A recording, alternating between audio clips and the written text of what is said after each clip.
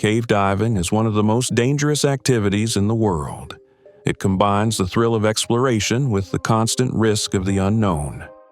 Deep underwater, there's no room for error. Just one wrong move can turn an exciting adventure into a terrifying fight for survival. While many divers return to the surface with incredible stories, some never make it back. Today, we're diving into the most horrifying cave diving disasters in history. These are tales of courage and tragedy, where skilled divers faced unimaginable challenges and paid the ultimate price.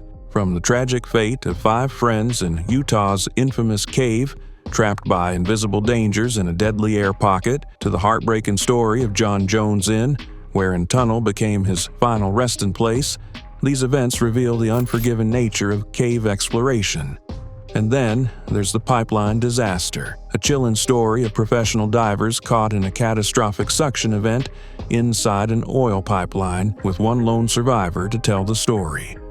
Each of these stories serves as a haunting reminder of how quickly nature can turn against even the most experienced adventurers. They highlight the risks of overconfidence, the unseen dangers lurking below, and the limits of human. Stay with us as we recount these harrowing tales, exploring the thin line between adventure and disaster. Trust us, you won't want to miss a single moment.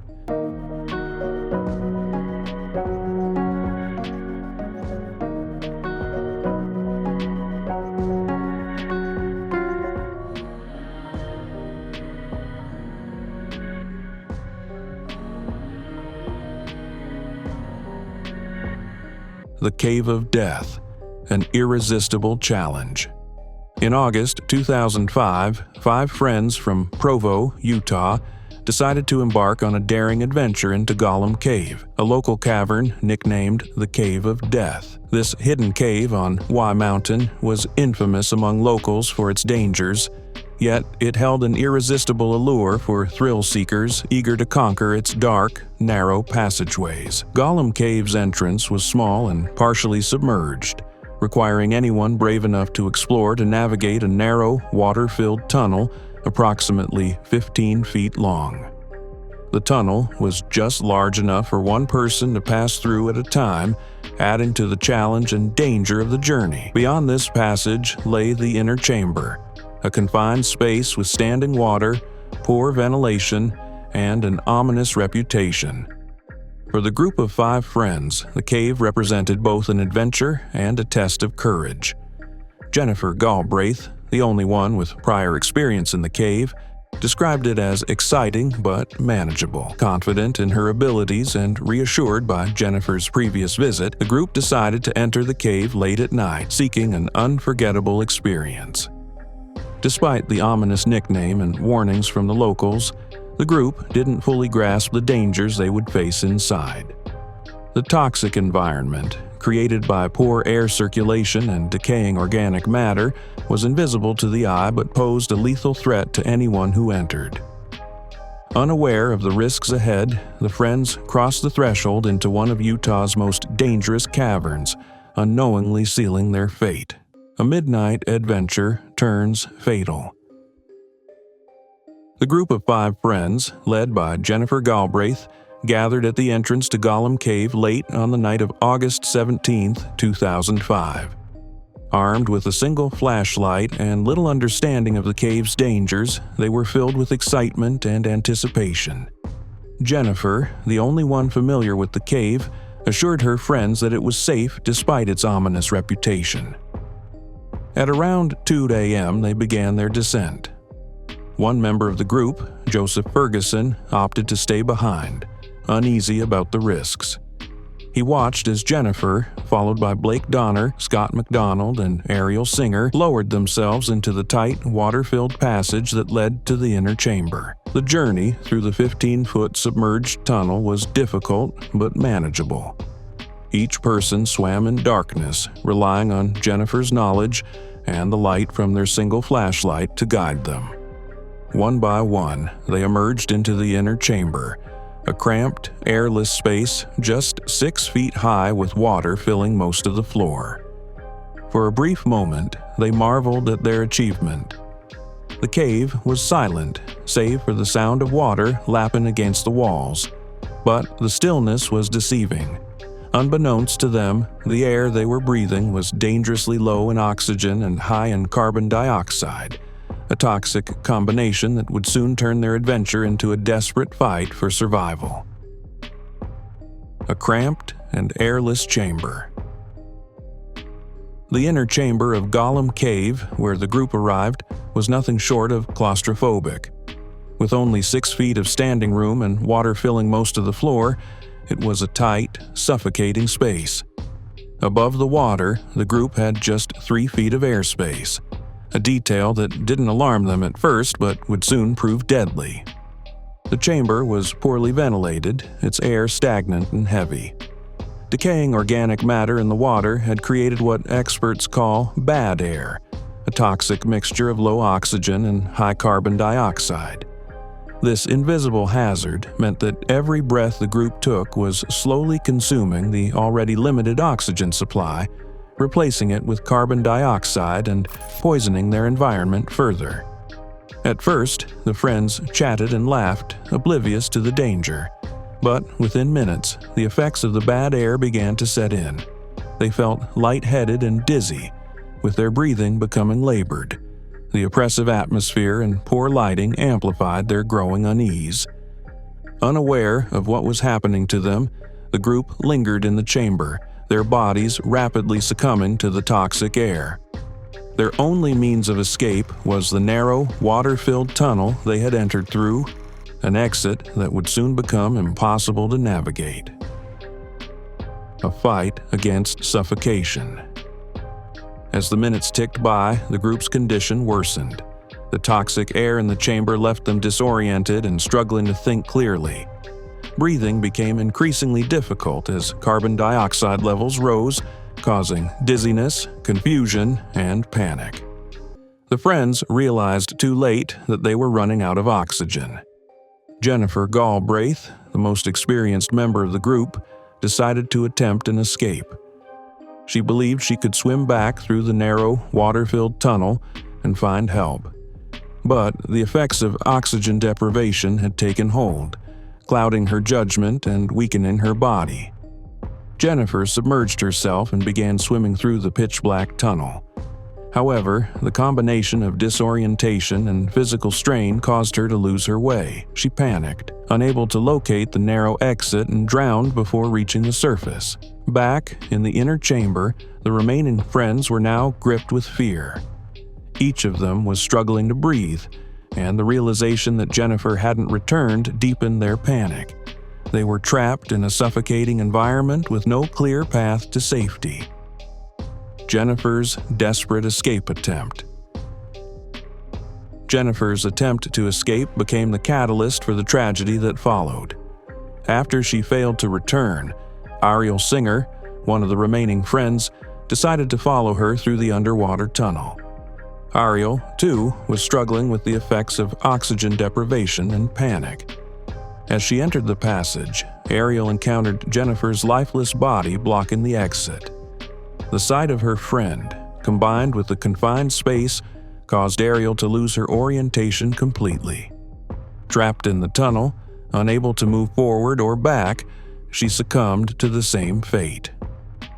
Inside the chamber, Blake Donner and Scott McDonald were now the last 2 survivors. With oxygen levels critically low, they could barely stand or think. They attempted to make their own escape, but the conditions in the cave were unforgiving.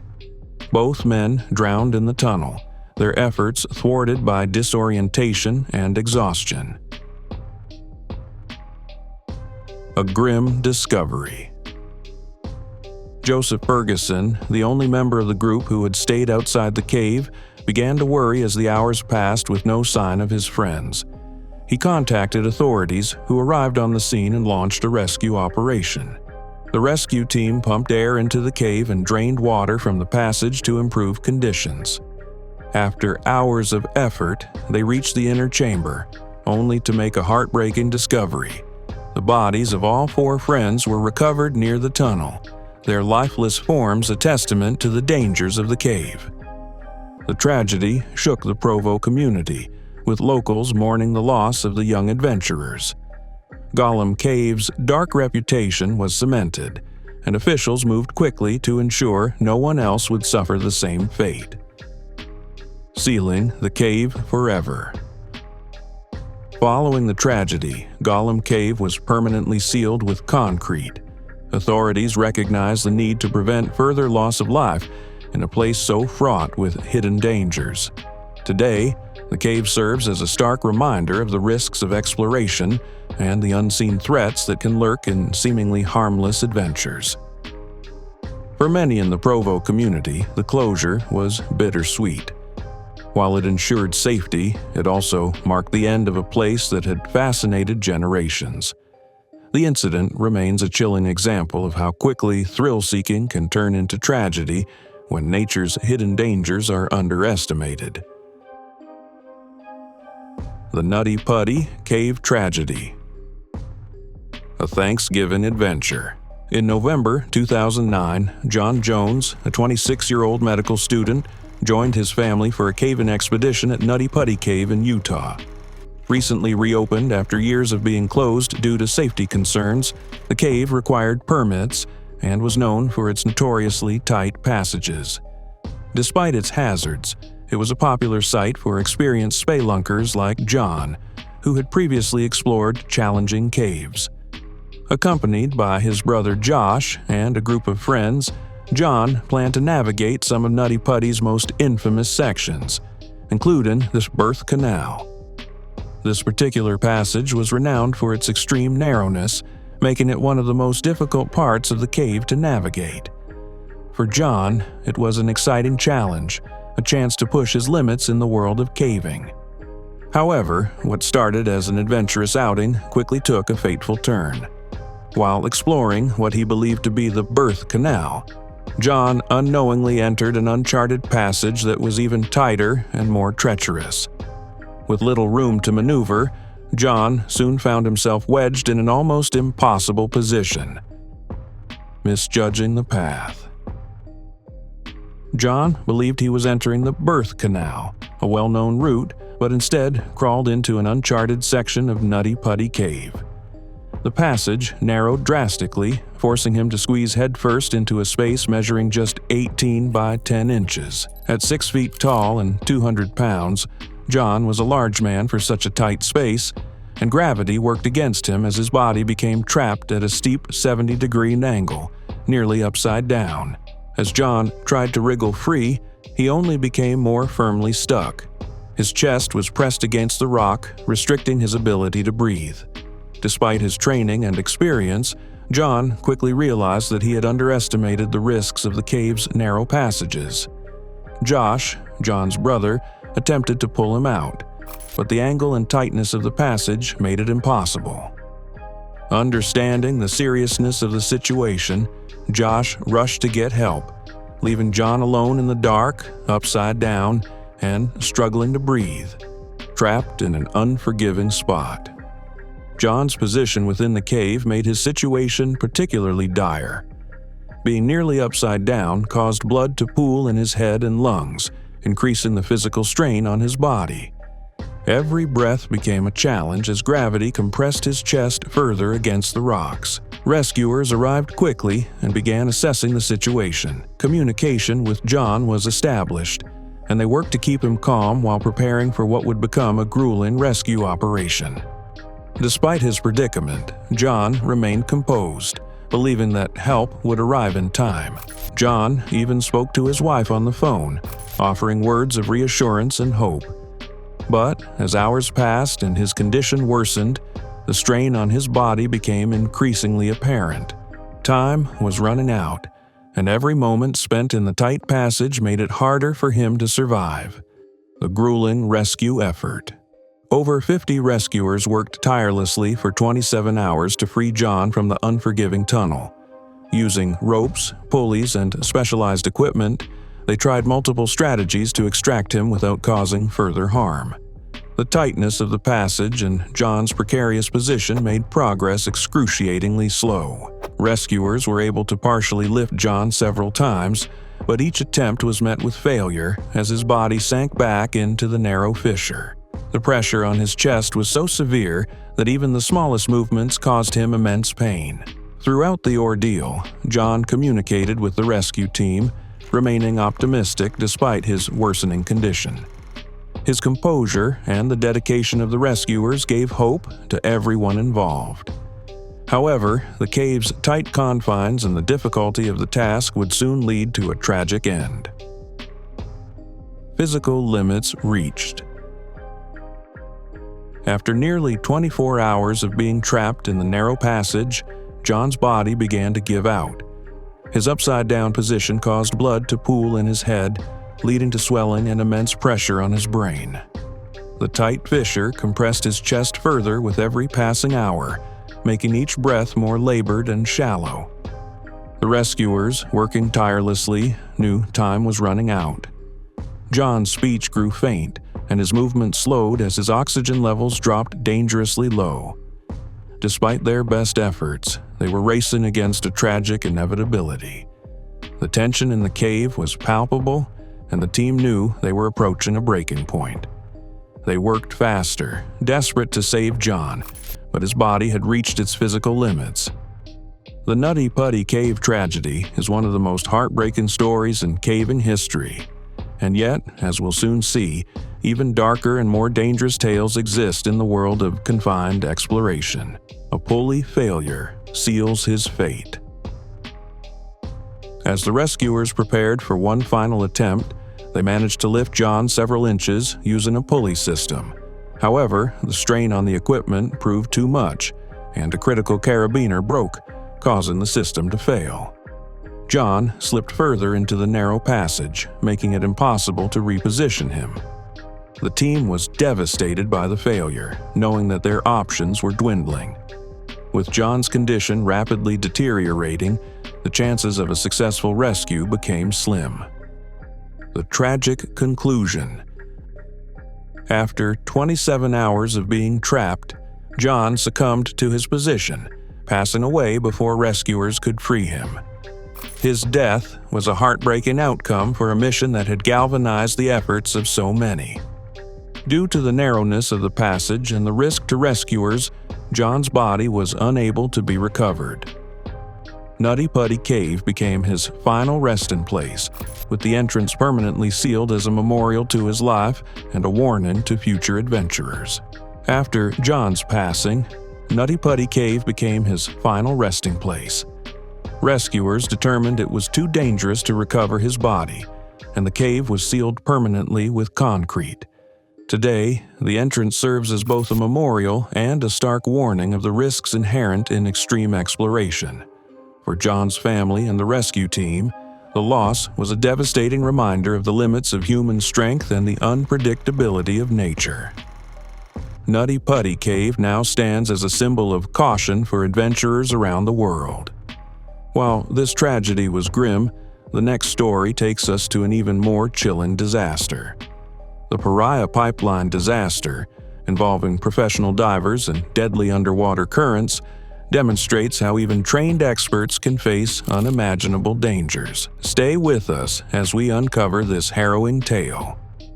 The Nutty Putty Cave disaster is a sobering example of how even the most experienced explorers can find themselves at nature's mercy. The next story takes us from the depths of Utah to an oil pipeline in Trinidad and Tobago, where a routine job turned into a harrowing fight for survival. Routine. Work turns deadly. On February 25, 2022, a team of 5 professional divers in Trinidad and Tobago began what should have been a standard maintenance task on a 200-foot-long oil pipeline owned by Pariah Fuel Trading Company. Known for their expertise, the divers used a habitat bell, a pressurized dry chamber that allowed them to work inside the pipeline without flooding it. The mission involved deflating a plug that separated the air-filled habitat from the oil-filled section of the pipeline. It was a delicate process, but the team was confident in their abilities. The divers had handled similar tasks before and expected this one to be no different. However, unknown to the team, a small miscalculation would turn this routine job into a nightmare. As they worked to deflate the plug, they inadvertently created a powerful pressure imbalance. In an instant, the pressurized air from the habitat bell was sucked into the pipeline, creating a sudden and violent suction force. The sheer force of the suction pulled all 5 divers into the narrow, 30-inch wide pipeline, along with their equipment. The incident happened so quickly that the team had no time to react. In seconds, they were dragged deep into the dark, oil-coated tunnel, setting the stage for one of the most horrifying underwater disasters in history: the catastrophic suction event. As the plug deflated, the air pressure inside the habitat bell rapidly equalized with the pipeline. This caused an uncontrollable suction effect that violently dragged all 5 divers into the pipeline's interior. The narrow, 30-inch wide tunnel, designed for oil transport, offered no room for maneuvering and became an unforgiving trap. The suction was so powerful that it pulled the men hundreds of feet into the pipe in mere seconds. Their equipment, including scuba tanks and tools, was ripped away, leaving them battered and disoriented in complete darkness. The walls of the pipeline, slick with oil residue, made it nearly impossible to gain traction or control their movements. The divers' situation was dire. With injuries from the violent suction and limited access to oxygen, their survival depended on finding air pockets within the pipeline. The team, though trained for challenging environments, faced a situation unlike anything they had ever prepared for. Meanwhile, surface crews scrambled to understand what had gone wrong. The pipeline, which stretched over 200 feet and dipped underwater in a U-shape, made locating and rescuing the men a daunting task.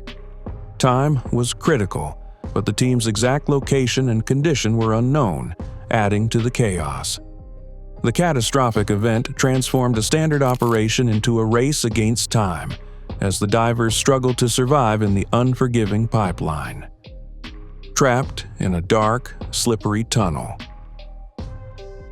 Inside the pipeline, the divers faced an unrelenting fight for survival. The narrow space offered no visibility, and the walls, coated in thick oil, made movement almost impossible. The group was battered from the suction event and disoriented from being dragged so far into the tunnel.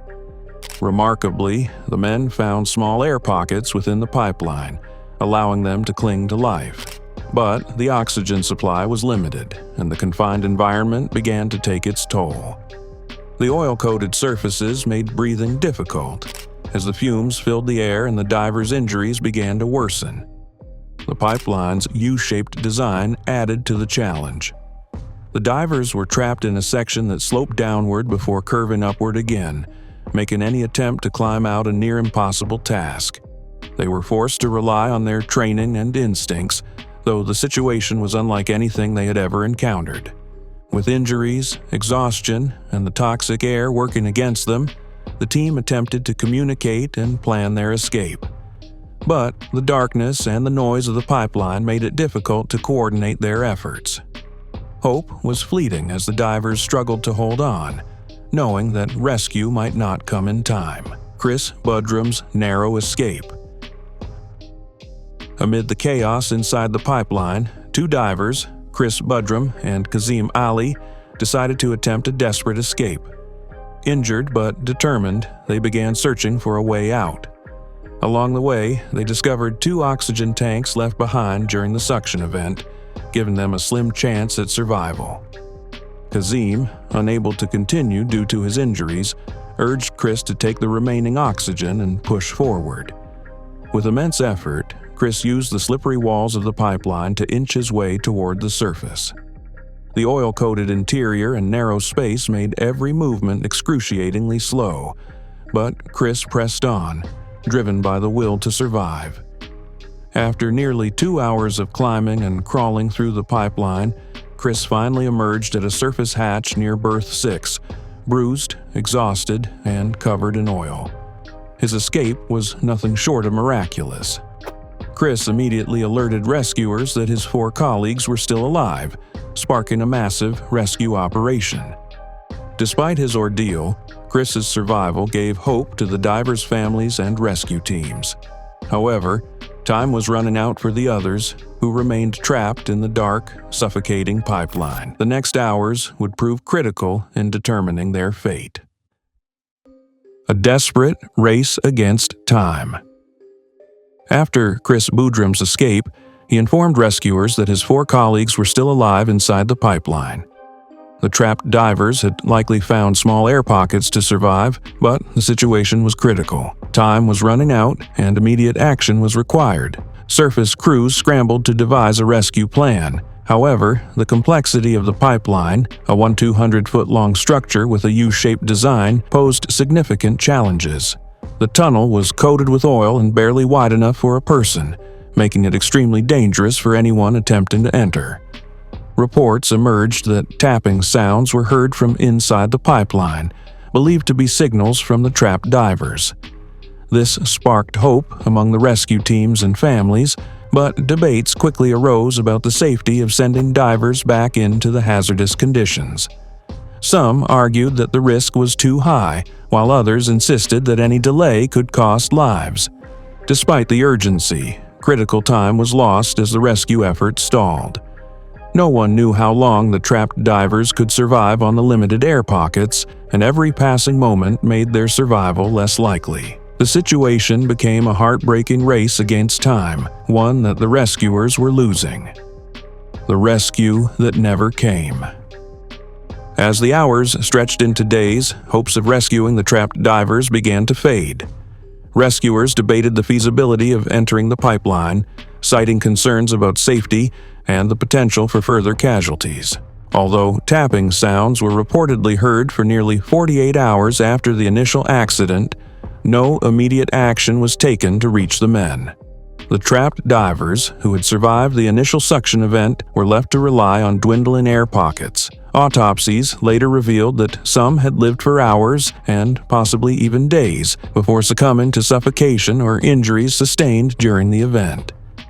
The knowledge that they may have waited, hoping for rescue, only deepened the tragedy. By the time rescuers were able to access the pipeline and locate the men, it was too late. The bodies of the 4 remaining divers were recovered days after the disaster. Their deaths shocked the nation and sparked outrage among their families, who questioned why more hadn't been done to save them. The heartbreaking outcome. Everything just spinning and beating you up and tapping so fast, you couldn't react. After that, all I remember, I didn't even remember actually getting pulled in the pipe. I just remember going hurled through the pipe at unbelievable speeds. I couldn't hold my breath no longer, my throat. And you holding your breath for too long, after a while, your body, your lungs just fight. Yeah, your waist closed, you see a noise.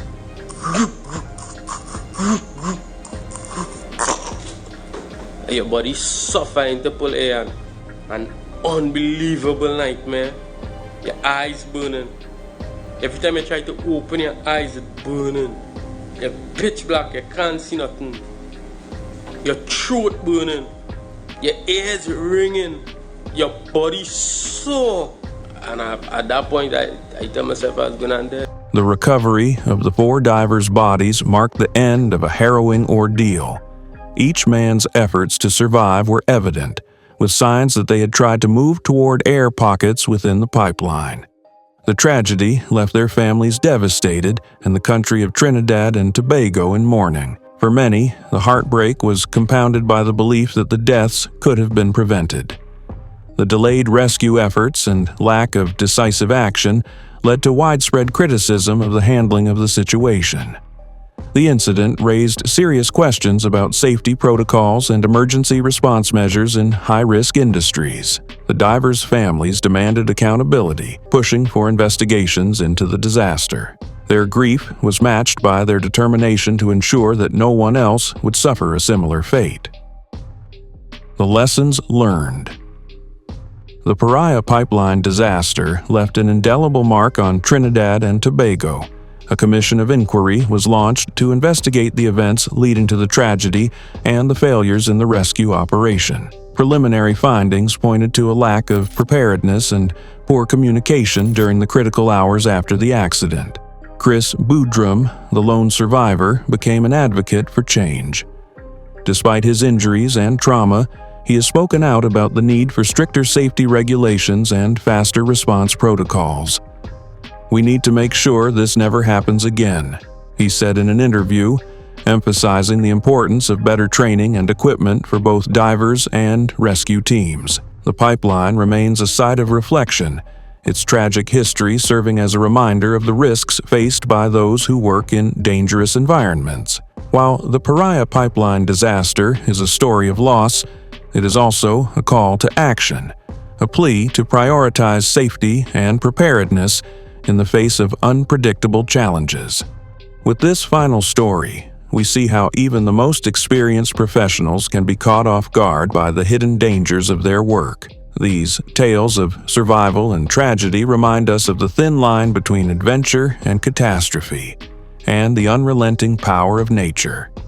Cave diving is not for the faint of heart. It's an activity that demands skill, preparation, and respect for the environment. In this video, we've uncovered 3 of the most horrifying cave diving disasters in history, each one a chilling reminder of how unpredictable and unforgiving nature can be.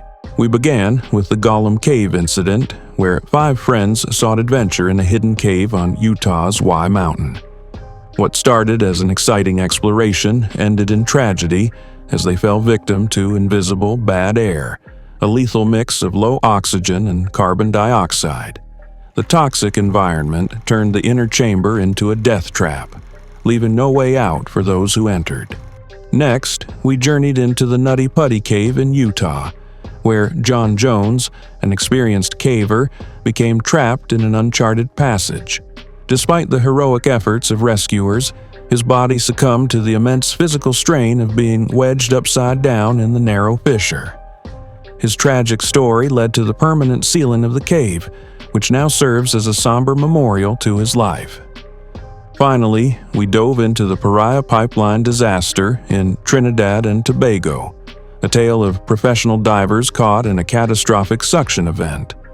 Pulled into a narrow, oil-coated pipeline, they fought to survive in the darkness. Chris Boudrum's miraculous escape gave hope, but the tragic loss of his 4 colleagues highlighted the importance of swift rescue responses and improved safety protocols. These stories are not just about tragedy, they are lessons. They teach us about the limits of human endurance, the dangers of overconfidence, and the importance of preparation and respect for the natural world. If these stories captivated you, don't forget to like, share, and subscribe. Stay tuned for more gripping tales from the depths of human exploration, where every dive is a test of courage and survival.